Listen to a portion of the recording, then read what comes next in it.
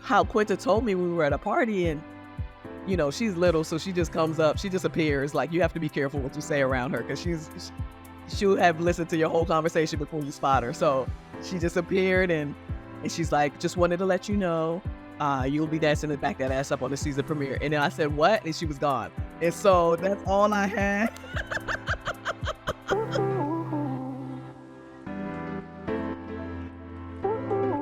Hello, everyone, and welcome to the UnWrapped podcast. I'm your host, Emily Vogel, and of course, I'm here with your co-host, Andy Ortiz. Andy, how are you?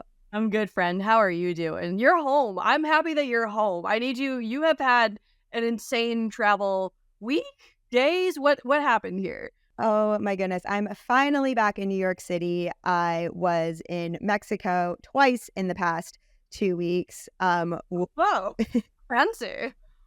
One with El Cristiano Tequila, and then another for my friend's wedding, which is always so fun. But yeah, so much travel issues, cancellations. Had to stay in Mexico for Cinco de Mayo. So hopefully you all had some fun Cinco de Mayo plans. I was watching your Instagram stories and because I was trying to figure out when you were going to be back, because I don't like to bother people when they're on vacation. I knew Emily was at a wedding. And so I was trying not to message her at all. But I was like, I'm pretty sure she's back today. And then I kept looking at your Instagram updates, and I was like, okay, so she's definitely not back in the country yet. So I was really enjoying your journeys. I think you handled it like a pro. Well, it was such a bummer because everything kept getting canceled and delayed and pushed back. So of course, when I'm on my final flight, that's when all the Met Gala stuff is happening. And I'm trying to, see all the content live, and it's just not working. And I absolutely love just watching the feed of everyone arriving at the Met Gala. Andy, tell me your thoughts on this year's Met Gala. Here's my thing with the Met Gala. I think it's so fun. I so deeply respect the lengths they go to keep their outfits secret. I forget who it was, but I remember seeing a bunch of videos in my feed of someone getting into their car to go to the Met Gala, and they were shrouded by this umbrella thing, and it had I don't remember who it was. Did you see this? Yes, and I think that's almost more entertaining than the outfits is seeing when people try to hide what they're wearing, and there's a group of 10 people with umbrellas, or that one thing that was covering. That one was it. But also, you don't know if the umbrella itself is the outfit, because here's my question about the Met Gala. The thing I don't understand about it is I love it. I love seeing what everyone's going to come up with. Zendaya slayed 2 times over at the Met Gala this year. But why is it the event of the year where the intent is to go insane with the dresses, right? You go, there's the Oscars, there's all their award season, everyone looks stunning and they're very elegant, and and I get it, a theme really plays in here, but I've never understood why they do elaborate themes and encourage elaborate outfits. Do you know the answer to this? Because again, I respect it, I have no judgment of it, I just what is the reason? What was the reason?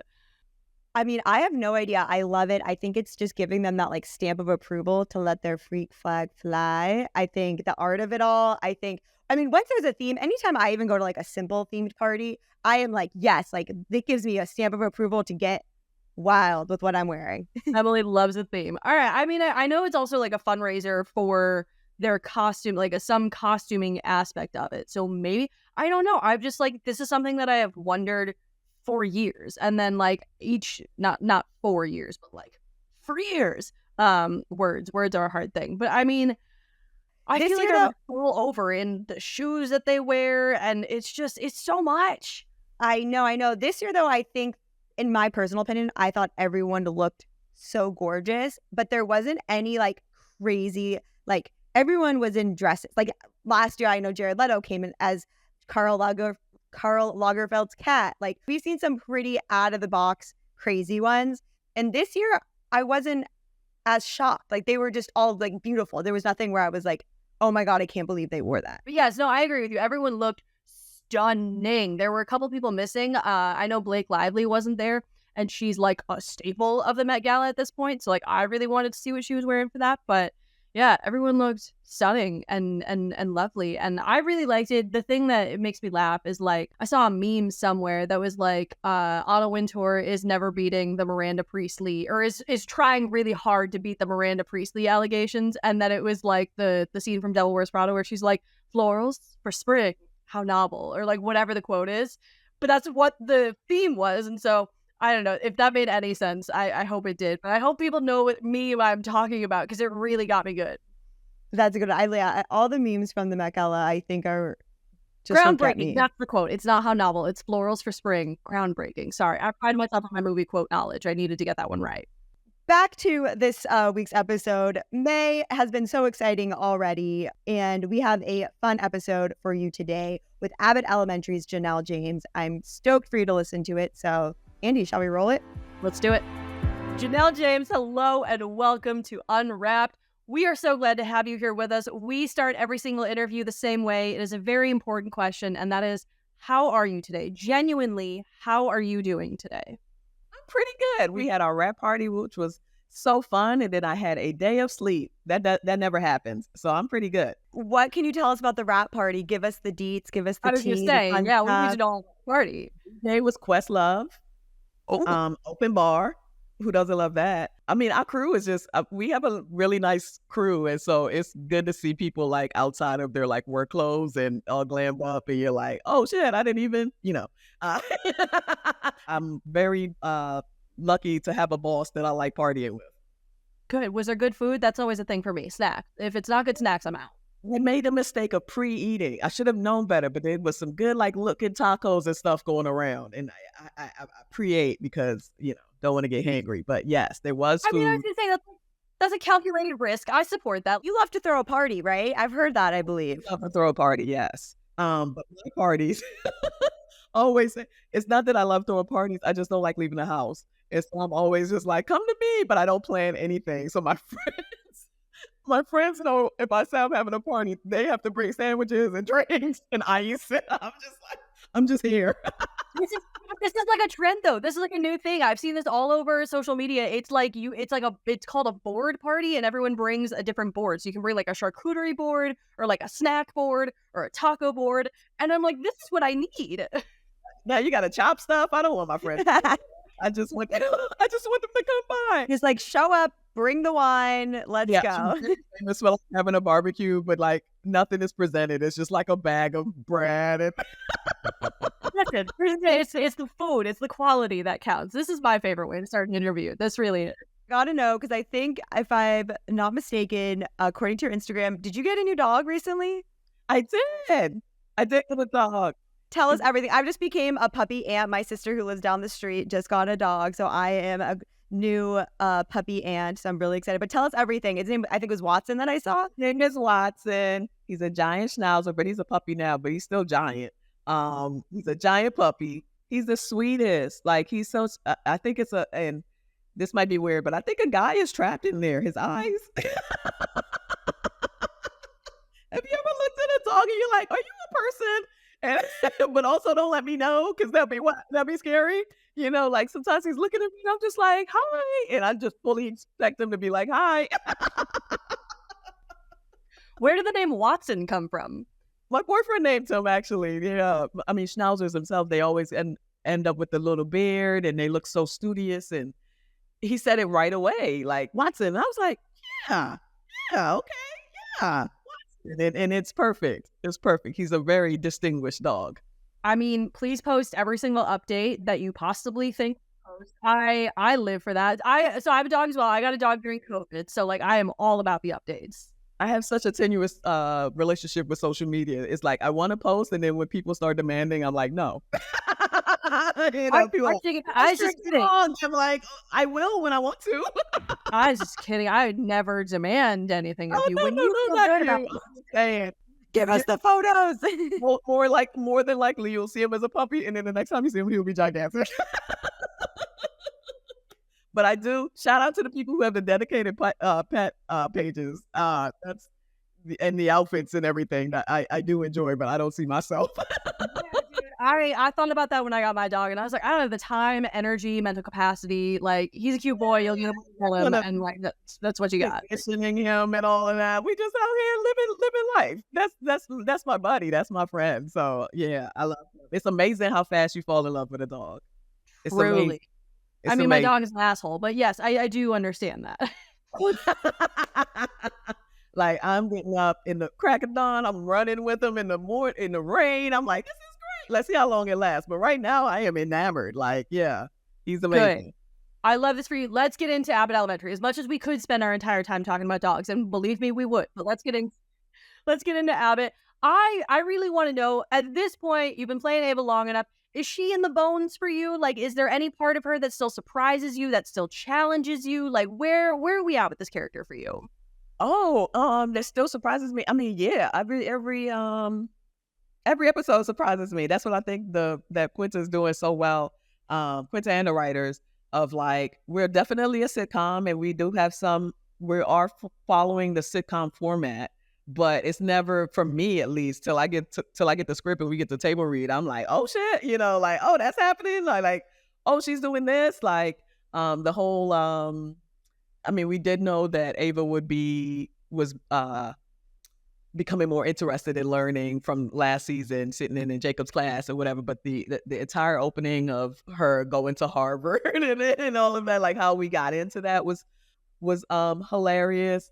I did not know. Let me take that back. I did know I would be dancing to Back That Ass Up. I did not know it would be such a production and such a pivotal moment in this show. I mean, of course, that's the due that a song like that is warranted, but how Quinta told me, we were at a party and, she's little, so she just comes up, she just appears. Like, you have to be careful what you say around her, because she'll have listened to your whole conversation before you spot her. So she just appeared and she's like, just wanted to let you know, you'll be dancing to Back That Ass Up on the season premiere. And then I said, what? And she was gone. And so that's all I had.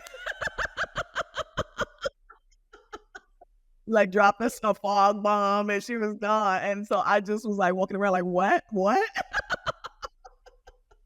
And so thankfully, I mean, good for her for letting me know. She doesn't have to do that, like to give me a heads up, but I had no concept of what it would truly be. And so just yet another like iconic Ava moment, that will live forever. Like, it's amazing to play a character that like has these type of moments. I've been the dance has been remixed with every song that I've seen, and everyone sends it to me, and I'm like, yeah, that's me, like in the spotlight. And I did do that. That is me. Yes. 30 seconds of TV is 3 hours of performance. So dancing to that in a room by myself, not with the crew and the spotlight, and trying to figure out how to keep it family friendly sitcom dancing, but to let everybody know that I still got it. You know what I mean? Like, hey, I'm not, like trying to. They just put you in a room and let you go? Is that what happens there? They put on the song and they say, have fun? Well, first, I run into the room. I run in, because someone has been talking shit about Harvard. I had to do that, multiple times, and just running into the room. And then, you have your mark, get to the spotlight comes on and they play the song and you can just kind of dance. Yeah. And in my head, I'm trying to do multiple things. I'm trying to keep it PG. I'm trying to make it still funny. I'm trying to still look fabulous, because that's what Ava is.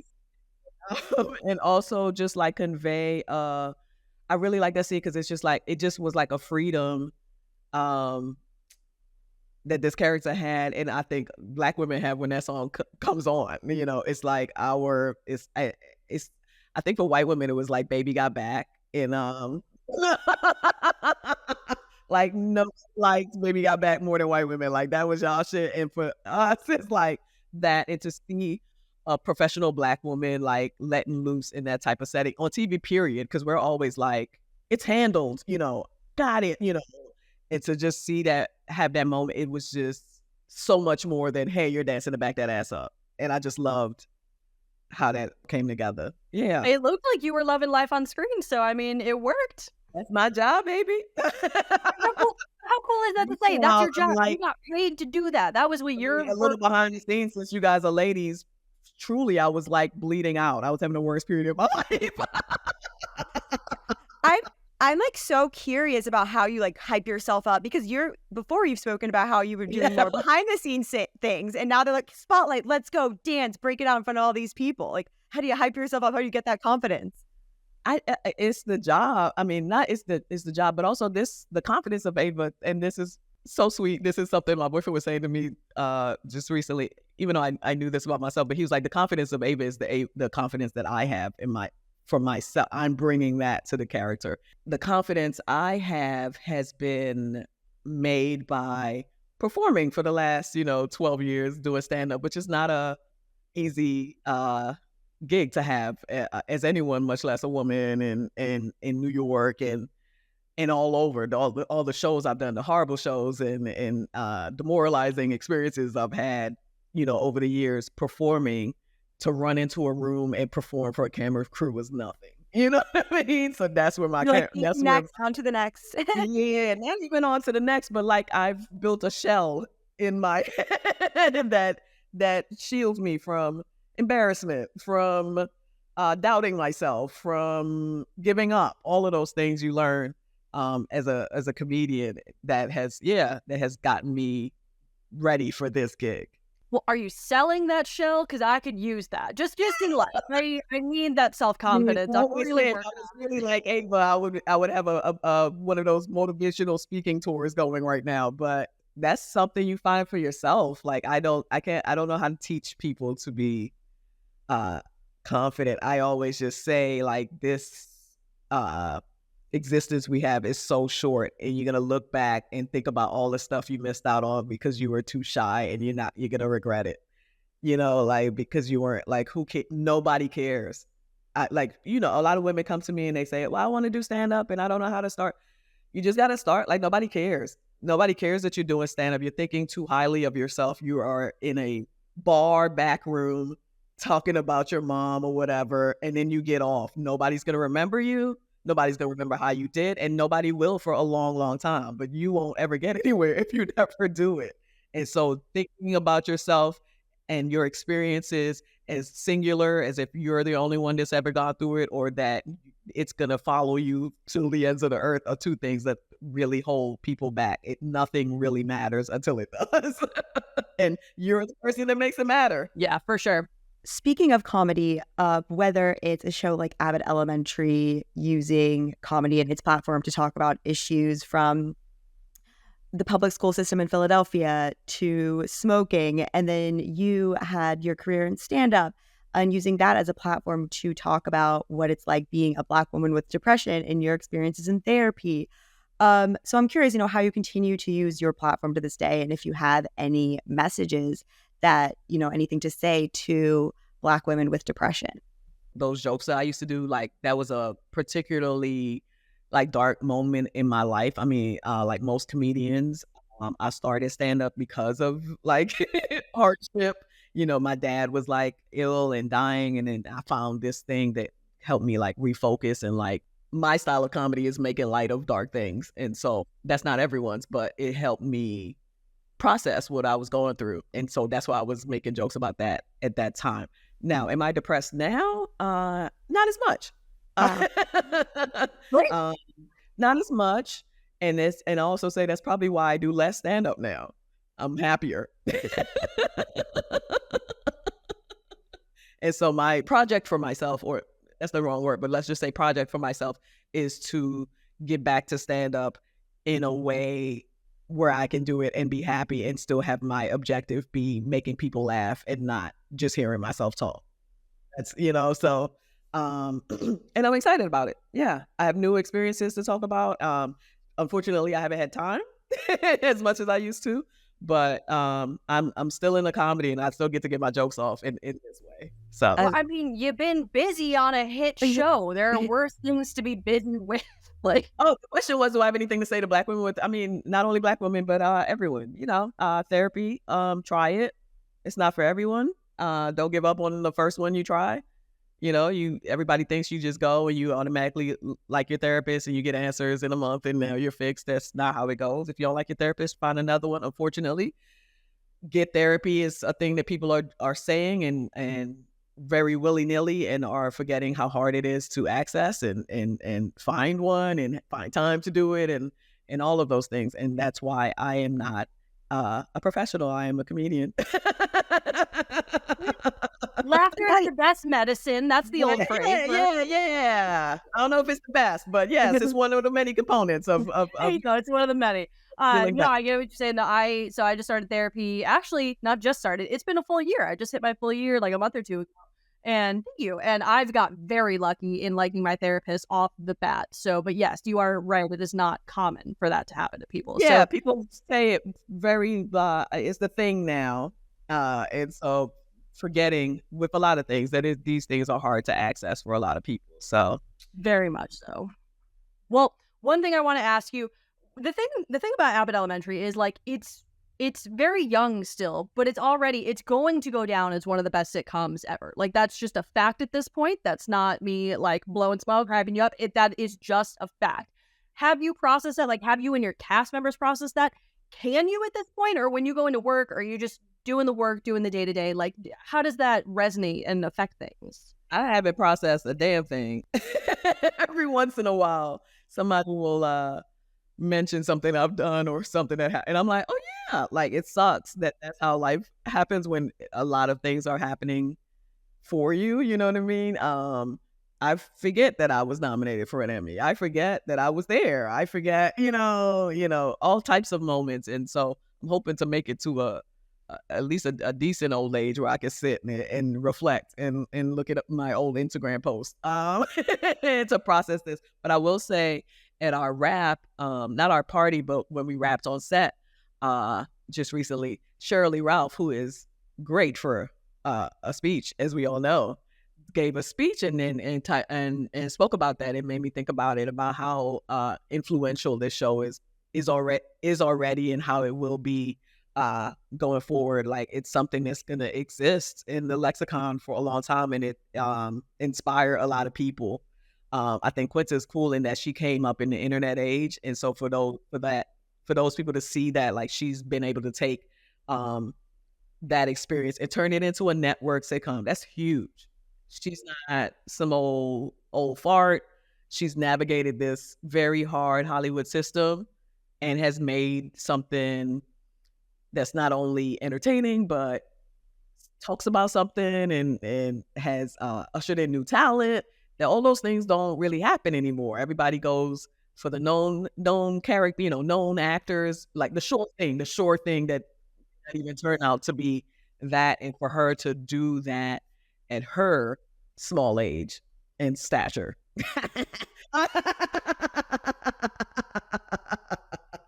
is amazing. Happy to be. Now I can't stop picturing her just like popping in and then. I was gonna say, I'm genuinely afraid she's gonna like Right pop here. up over my shoulder. She's right here. She's actually off screen poking Janelle when it's like. I feel like I'm when you say is Ava in your bones, I think she's in me in that way now that I'm always cracking on Quinta. You're not the girl with you.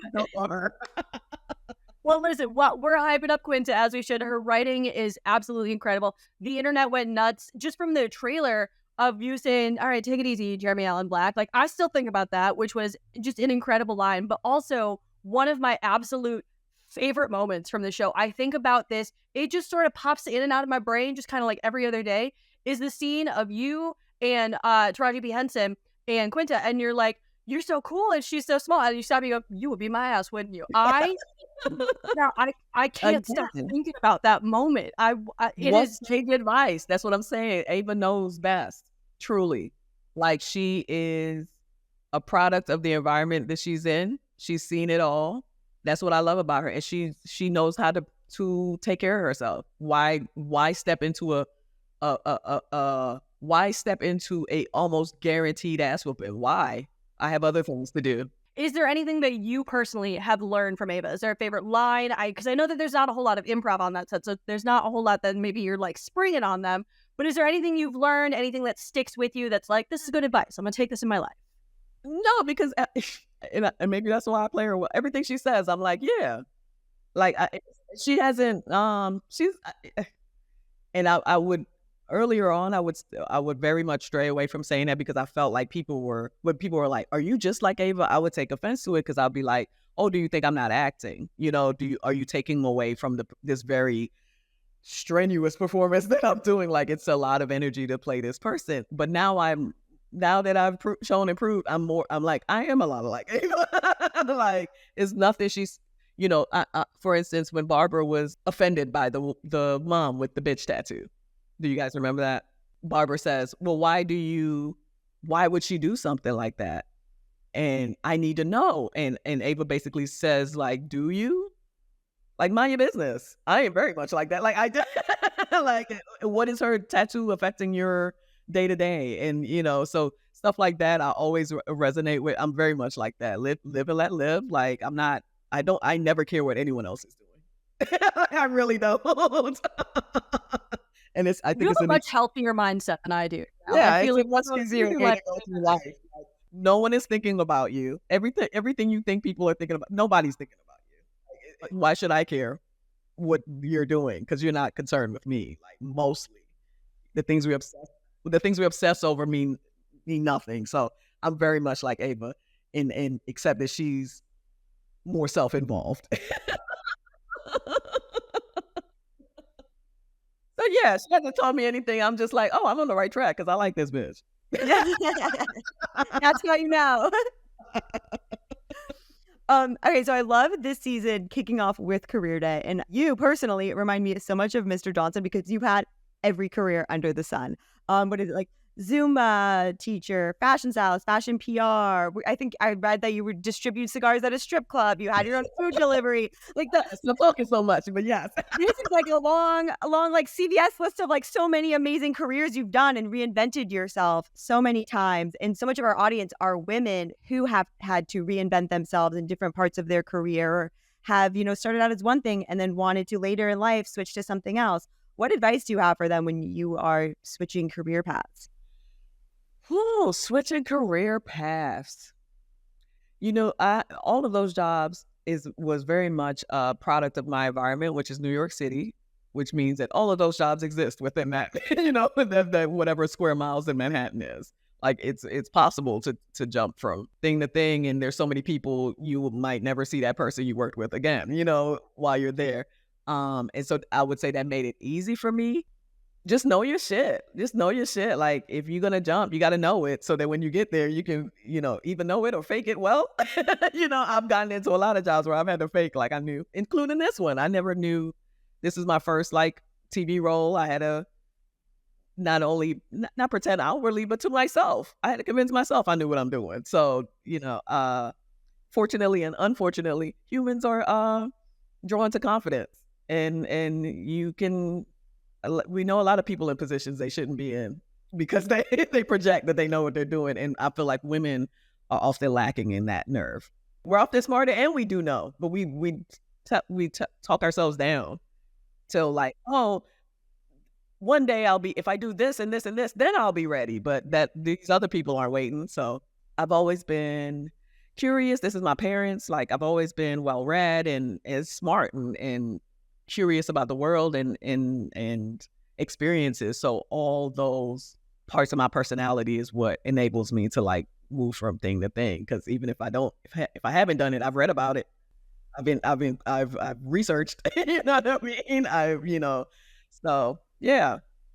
Well, I'm really curious, of the many jobs that you've had prior to this, is there any one that like most unexpectedly prepared you for where you are now? Like, was there something that you were like, oh, I didn't think this was going to come into play, and then it did?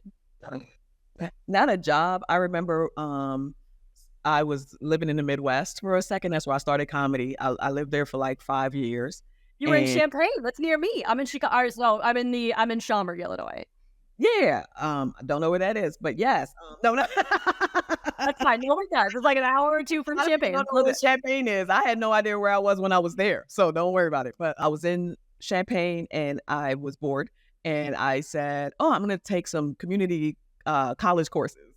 I took like painting and extracurricular. You know, I'm learning, and I took this speech class. And this guy was so serious. I was like, dude, like, I'm a mom. I'm just trying to like take some classes, like calm down. Like, he was so strict. And I really think that class helped me not only for this job I'm in, but like gave me the confidence for stand up, speaking in public. And then now that led me to this, you know what I mean? And so I just remember being so mad at that guy because I'm not a person, even if I'm doing something for fun, I want to pass. I want an A, you know what I mean? And he was so not mean, but so strict in a way that I was just like, this isn't that important, and look where it is now, So, I do think about that, and I hadn't thought about that in years and the reason I thought about it is because now I get all these questions like, is there a teacher that da da da da da? Yeah, right. Yeah, it's him. I'm like, that speech guy. You know what? I thought that was going to turn into a Quinta crack. I thought you were going to say, I prepared me because that dude was just like Quinta Brunson. And Oh, no. he's not. No, it was that speech guy. But I feel like everything has prepared me for this. Like I worked for my dad. My dad had a restaurant. I worked with him since I was a kid, and that was me like speaking to adults since I was young and knowing the art of sales. Ava's a salesperson. She's selling herself. That's the show. The show is her. She's saying it's about a school, but she brought the cameras in for her. So having to be on to do sales, like you have to be on, like, hi, I have drinks here. Don't you want to, And so all of those things, everything, even bad experiences, has brought me and given me skills for this, whether I know it immediately or not. We are grateful for it. Yes. And, talking about all of these different paths that have brought you to this moment, like I'm a big believer in everything happens for a reason. And sometimes in that moment, you don't think it's going to be okay, but it is. And especially looking back at moments where I didn't think it would be great. I know you've spoken up a lot about your childhood and growing up in poverty and the Virgin Islands with 8 siblings and going through trauma. And now you've gone to so many careers. And you're now on this amazingly successful. It's the new traumas. That's what life is. I don't want to paint a picture like everything is rosy all of a sudden. Yeah. But what advice would you give your younger self, or what would you tell your younger self looking back now? There is no advice that I would give myself consciously now, because I think even the bad experiences led me to what I'm doing now. Like everything that happened to me led me, and how I reacted to it and learned from it led me to do now. The only thing I would maybe wipe from memory is a couple men, but we all have that. That's life. All men sometimes. I sometimes I give my younger self the advice to not rebound after relationships. Maybe that, because what did I learn from those guys? Nothing. You know what I mean? That's about it. But as far as, and I used to say when people ask me that question, like, I would say, calm down. Because I've always been very like, what's next? But I feel like that energy is what got me here too. So my mom just said to me, she said, I didn't know what you were going to do, but I knew you'd be doing something. So that's what I would tell my mom. That's what I would tell myself. You'll be doing something. Just keep on going. Keep doing something. Well, we are glad that you are doing something. You're doing so many somethings. Janelle, that is our time with you. We thank you so much for being so generous with your time and telling us about your life and giving us your comedy skills. You're so great, and we love you so much. So thank you for joining us today. Thank you guys. Thank you. I appreciate it.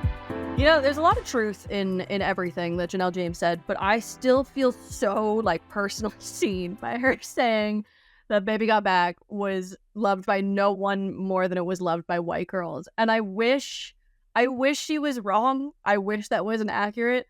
I really do love the song Baby Got Back. It's one of the few songs that I can rap pretty much all the words to. So listen, she's not incorrect, but I feel a little bit attacked on this one. I feel very seen. Oh, when that song comes on, I'm like, let's go. Anytime, any day. Love it. It also kind of makes me think, every once in a while, it'll make me think of Charlie's Angels. Do you remember the Cameron Diaz, Lucy Liu, Drew Barrymore, Charlie's Angels? There's a whole scene, which kind of proves Janelle's point. There's a whole scene where Cameron Diaz gets up on this Soul Train stage, and she's dancing to Baby Got Back, I think it is. I'm sorry. We talked before about what was it in Melissa's episode? Last episode. Yeah, you talked about how you get songs from movies and TV, and that's one of those songs that when I hear it, some part of me thinks of Charlie's Angels. So, but yeah, white bitches, we do love that song. Well, thank you so much for tuning in to this episode of the UnWrapped podcast. If you miss us in the meantime, please check us out on Instagram at @WrapWomen and on Twitter at TheWrapWomen. I'm at Emily Vogel, please, on Instagram and TikTok. I'm at really_Andy on Instagram and just at reallyAndy on TikTok. Thank you so much, and we'll see you next time. Bye, friends.